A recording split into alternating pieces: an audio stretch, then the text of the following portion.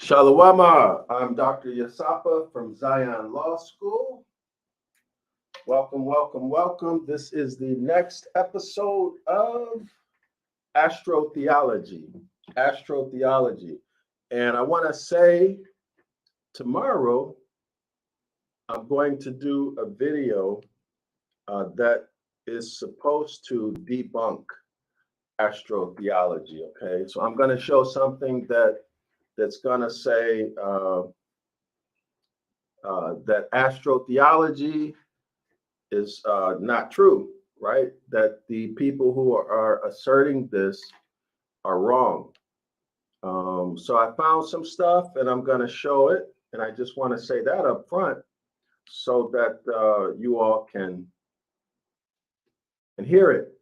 And then you can actually start to research it yourselves if you want to. It's going to be really interesting, really interesting. Now, the thing to keep in mind is, well, by the way, there's a name for it. I don't remember the name for it right now, but I'll get back with you guys for the name of the type of error that the people who are promoting astrotheology are making.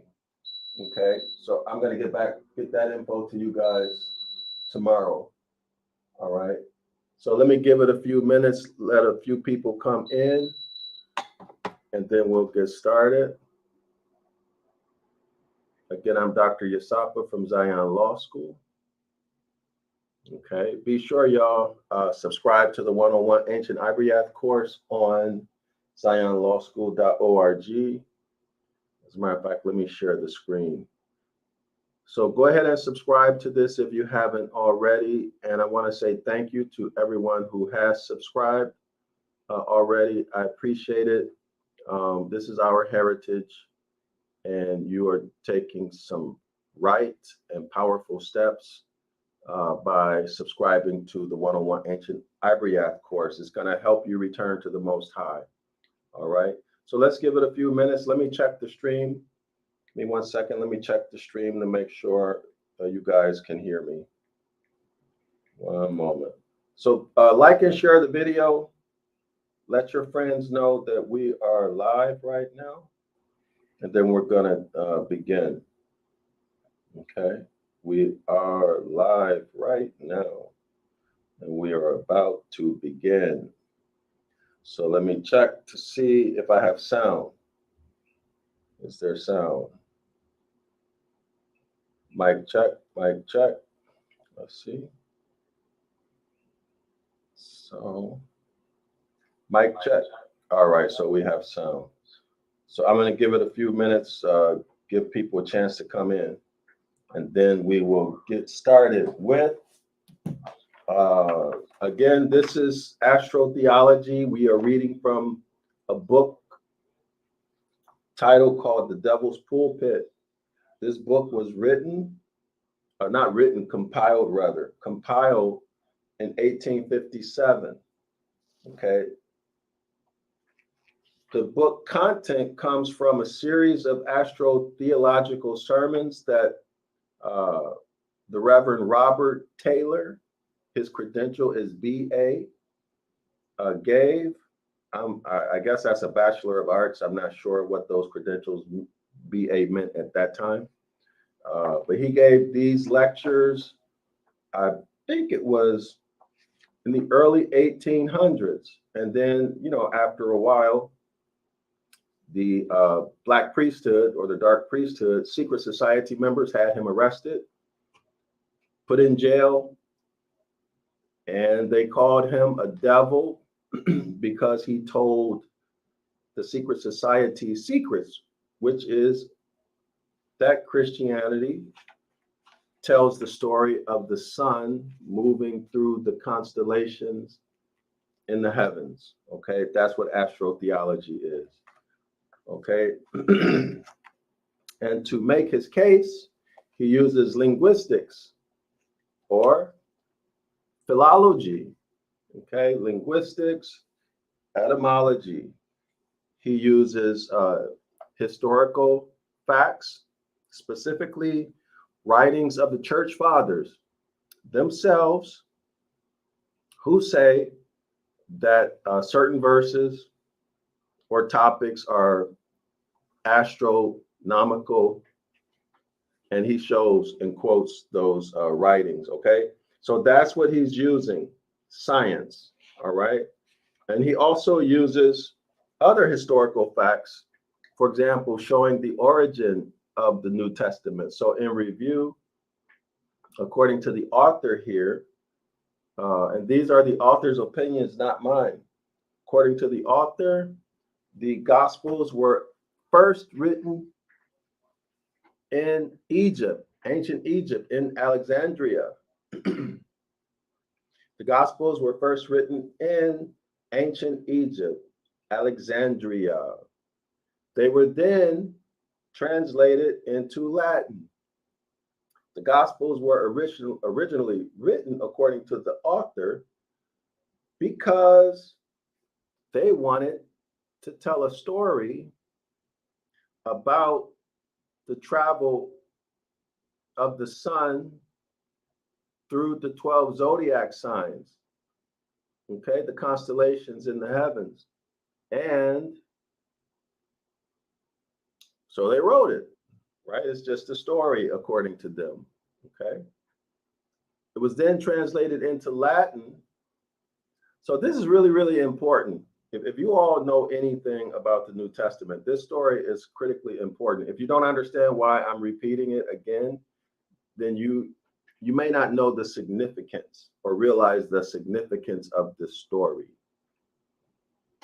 Now, after being translated into Latin, and the author shows Latin suffixes attached to Greek words. The author says that there are thousands of them. I don't speak Greek, so I don't know, but the author says that there are thousands of Latin suffixes attached to Greek words. So, for example, Latin suffixes are attached to the word Christ, also attached to the word just, where you get Jesus. These are Latin suffixes, specifically the suffix us, right? That's the terminal, or the terminal suffix, okay? Suffix means it's at the end of the word.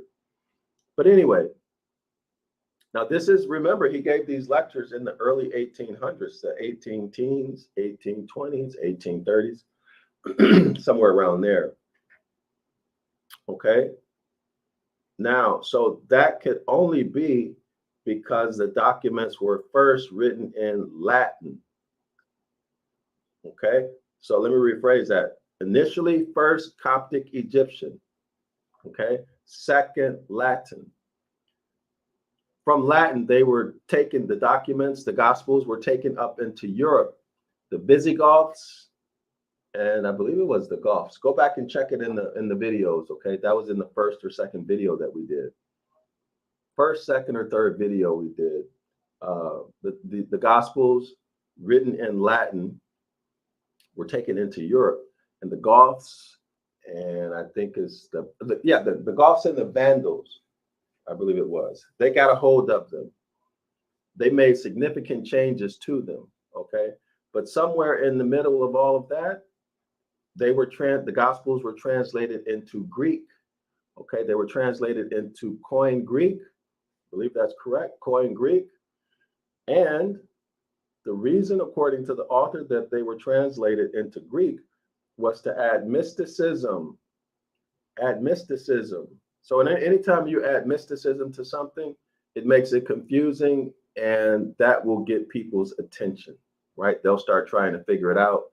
They'll give their energy and time trying to research it, trying to understand it. And anytime you give your energy to something, it gives that something life.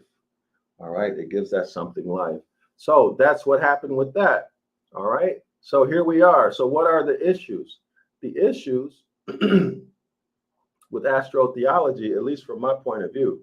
Oh, by the way, so in these videos, I'm not giving my point of view. I'm reading, I'm interpreting, because the English is difficult to read. And then I'm giving my commentary, right? So I'm not interested in changing your religion. I'm not even interested in changing your mind. I'm only interested in getting the information out. Okay, only interested in getting the information out because we, as a people, we need to know this, right? We really need to know it and understand it so we can make an educated decision. Now, like I mentioned, tomorrow I'm going to present a video and information that is supposed to debunk astrotheology, right? So this is going to give you information as to why these parallels between the Gospels and cosmology or astronomy or astrology are not true. Okay. So we'll do that tomorrow. But here's the thing to keep in mind. Here's the thing to keep in mind. Reference to the language. Reference to the language. In other words, philology, etymology, grammar. Okay. These things hold true regardless of whatever parallels are drawn between the Gospels and the constellations, right? They hold true regardless of that. So that's the thing to keep in mind. The etymology. Okay, y'all give me 1 second, please.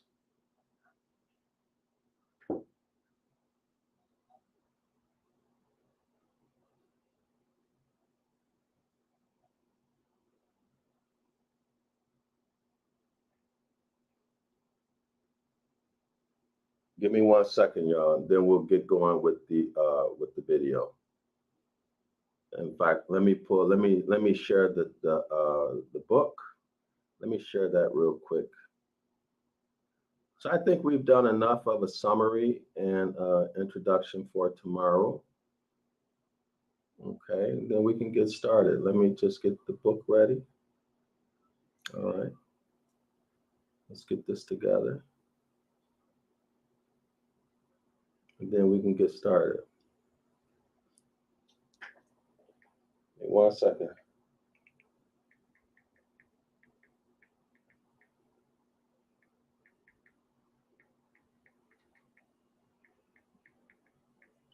All right, so that's our review. That's our review. Now let's go ahead and get started. We are on page 90. So we're on page 90. So let's go ahead and get started. Page 90. Hence, the sun speaks that sublimely allegorical and most correctly astronomical language. I am the resurrection and the life. Now, let me go back. That's the sun, S-U-N. Hence, the sun, S-U-N, speaks that sublimely allegorical and most correctly astronomical language. Quote, I am the resurrection and the life. He that believe in me, though he were dead, yet shall he live, and whoever so liveth and believeth in me shall never die. End quote. All right. Thus, the sun, S-U-N, pledges to us not the foolish dream of immortality of man, but the philosophical truth of the eternity of nature.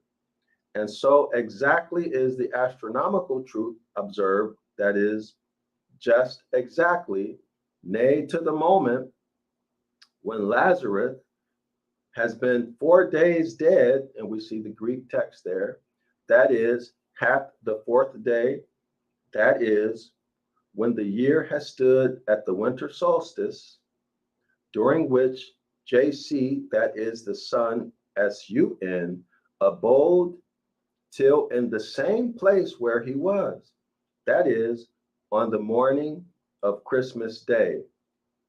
Okay, so what is this saying to us? Between December 21st and December 25th, for 4 days, it looks like the sun has stood still. That's what the author is saying. Okay, that's what he's talking about. All right, now let's continue. Okay. That is, the sun, S-U-N, abode till in the same place where he was. Y'all see that? That's December 21st to the 25th. That on the morning of Christmas Day, he annually cries, and here's the cry in Greek, Lazarus, come forth. And Lazarus, that is, the genius of Christmas Day, does come forth, shivering, freezing, deadly cold, so as just to say there was a spark of life in him. But that was all. Quote, bound hand and foot with grave clothes, end quote, and his face wrapped up in a towel, precisely as the dressers of a pantomime would sinew up the character of Jack the Frost. In other words, Lazarus was looking cold, right? So who's cold in the winter? Jack the Frost, right? So Jack the Frost is a winter character. He's also cold. Lazarus is cold. That's what the author is saying. With a good dash of flour bag in his face, I mean, he's so cold that his face looks white, and a cigar in his mouth, you might have taken Jack Lazarus for a white devil. So he's making a joke, right? Devil, because when the sun is in the winter solstice, it's called Satan the devil. All right. Okay, let's continue. And who then are those black ones, the scorpions, having stings in their tails, to whom it was given to hurt the earth for 5 months?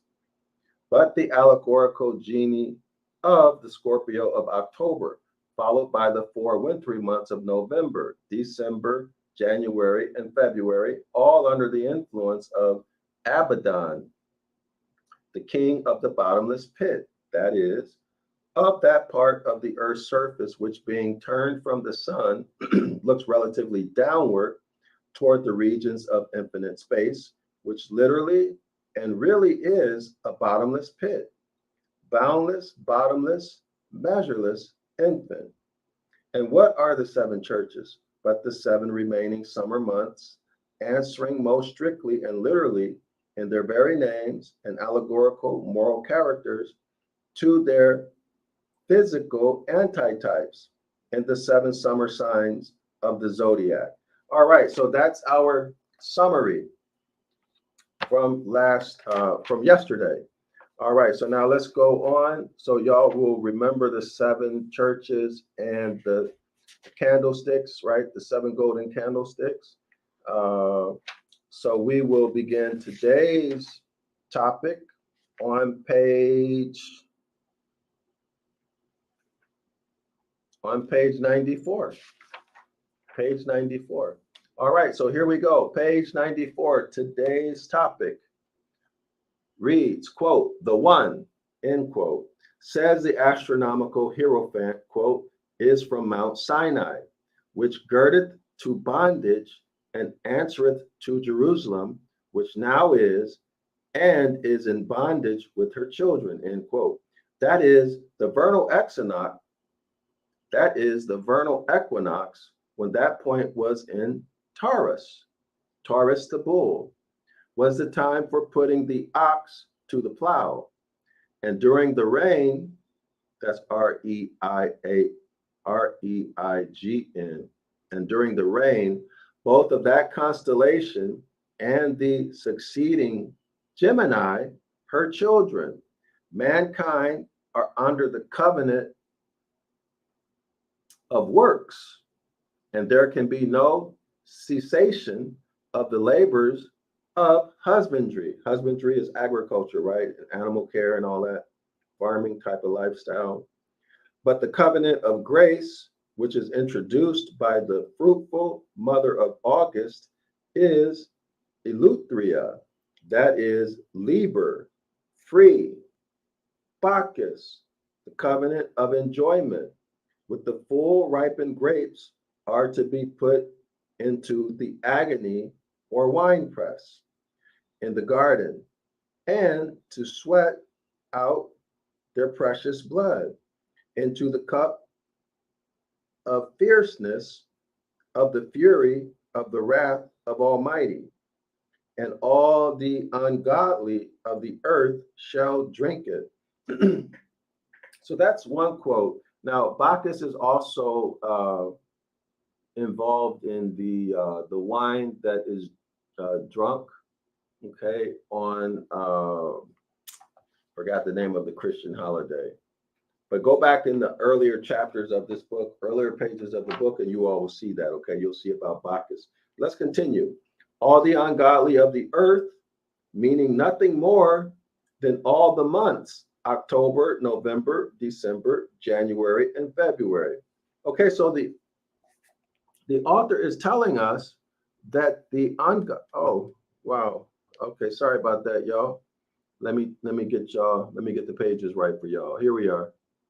So I'm reading from here. My bad. So I'm right here. So let me check the chat. If there's a problem, like if I forget to turn the page again, y'all let me know in the chat, okay? So I can fix it so y'all can follow along with me. All right. So all the ungodly of the earth, meaning nothing more than all the months. So the ungodly of the earth are the months of October, November, December, January, and February. Okay, so the question is why, right? Okay, so the author is going to tell us. Let's keep reading. Why is October, November, December, January, and February called the ungodly of the earth? It reads, during which the sun, S-U-N, is below the line of Gad, spelled G-A-D. This line, the line of the equator, so the line of the equator is called Gad, G-A-D, and therefore in a state of inequity, unevenness, or ungodliness. Not ungodliness, ungodliness. And the lives of men are preserved during these cold and cheerless months, and the absence of the sun supplied to them by his blood, the essence of his virtue, his concentrated wrath and heat, his fury poured forth and corked up in bottles to supply as occasion shall need a summer within us, while all without is gloomy winter. So in other words, that wine that they made during the harvest season, they're going to drink it during the winter. And when you drink alcohol, right, it warms you up. It makes you feel a sense of heat in your chest. This is what the author is saying. So again, the ungodly of the earth, according to the author, is October, November, December, January, and February. And the reason for that is, as the author says here, excuse me, during those months, the sun is below the line of Gad, G-A-D. That is the line of the equator. So Gad, G-A-D, is the line of the celestial equator. Okay? And therefore in a state of inequity or unevenness or ungodliness. All right, and so the grapes, that wine makes the body hot during the winter time, which helps you to experience some heat because the sun's not giving any. All right, that's what the author is saying. Let's go to the next page. Thus does the sun annually give his blood for the life of the world. Y'all got that? The sun, S-U-N, is giving its life or its blood for the life of the world. The S-U-N is giving its blood for the life of the world. It gives the grapes, the blood from the grapes as wine. Parallel to that in Christian doctrine, the Son, S-O-N, gives his life, gives his blood rather, for the life of the world. All right, so thus the Son annually gives his blood for the life of the world, and that blood being pressed out of the grape at the season of the vintage, which is indicated by the sun coming to the equator at the autumn equinox, when he gives an equal length of day and night to the whole earth. All right, so y'all got that? Everybody got that? All right, the autumn equinox. Again, there's going to be an equal length of daylight hours and nighttime hours. All right. And so is the physical emblem of moral righteousness. All right. So now we're going to get into the doctrine of Christianity. We have the secret of the invariable association of idea, which connects the blood and righteousness of Christ, and as invariably designates that blood as the blood of the covenant and the blood of the cross. Phrases as innocent of meaning as idiocy itself in any historical sense that could be dreamed of, but most beautifully and scientifically solved by the physical and astronomical key. All right, so there's the parallel. There's the parallel. So it's up to you to make a decision as to whether this is true or not, and then what you're going to do about it. Only you can make that decision, and you shouldn't pass that decision making off to somebody else, because it's your responsibility. You have to live with the consequences of that, right? Not only you have to live with the consequences of that, but your seed, your son, your daughter, your man, your woman have to live with the consequences of the decisions that you make regarding what you believe as opposed to what you know. There's a big difference between the two.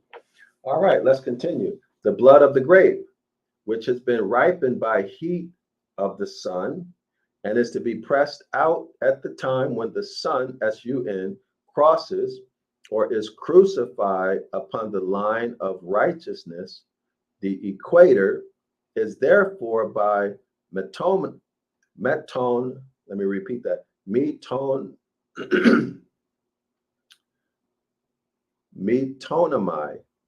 the blood of the sun, the blood of Christ, the blood of the cross, and the blood of the covenant. Wow, for me, this really stands out, because the entire Christian doctrine is based upon Christ shedding his blood, right? So this is an important paragraph. Okay, very, very, and from my point of view, I don't know what y'all think, you can put it in the chat, but for me, this explains, obviously it explains the shedding of the blood, and I'm going to remember this. Let me read that again. The blood of the grape, which has been ripened by the heat of the sun, S-U-N, and is to be pressed out at the time when the sun, S-U-N, crosses or is crucified upon the line of righteousness. So now we also saw that Aquarius was crucified, right? I'm sorry, not crucified, but he was beheaded when his head crossed the celestial equator. Okay, so now we see a pattern here, right? When something crosses the celestial equator, it's going to either be beheaded, right? Or in this case, crucified, or is crucified upon the line of righteousness. So the celestial equator is the line of righteousness. Okay. The equator is therefore by metonami, the blood of the sun, S-U-N.